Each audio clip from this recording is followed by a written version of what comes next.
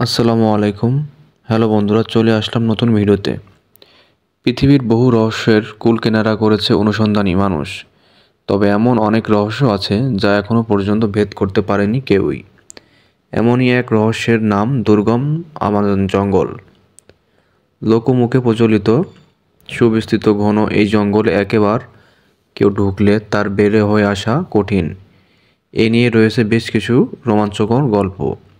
Amazon বনকে বলা হয় বিশ্বের বৃহত্তম রেইন ফরেস্ট। এটি দক্ষিণ আমেরিকার 8টি দেশ নিয়ে ছড়িয়ে ছিটিয়ে আছে।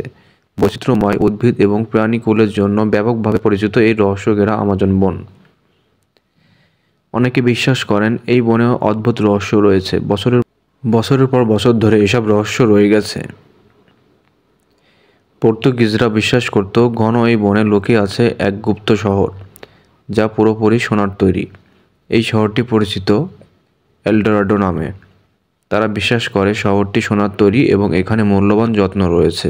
গুপ্ত এই শহরটি নিয়েই অনেকেরই রয়েছে অজানা কৌতূহল। কি আছে এই শহরে, এ নিয়ে যেন প্রশ্নের শেষ নেই। পর্তুগিজদের এই বিশ্বাসটি মূলত আসে প্রাচীন বিভিন্ন গ্রিক গল্প থেকে, যেখানে বলা হয় লুকিয়ে থাকা এই শহরটি পাহারা দেয় এক শ্রেণীর নারী যোদ্ধারা, যাদের আমাজন নামে অভিহিত করা হয়। পর্তুগিজ, স্প্যানিশ, ফ্রেঞ্চ অভিযাত্রীরা একসময় প্রতিযোগিতায় নামে এই বনটিকে আবিষ্কার করার জন্য, কিন্তু শত চেষ্টার পরও কেউই পায়নি এই লুকায়িত শহরের খোঁজ।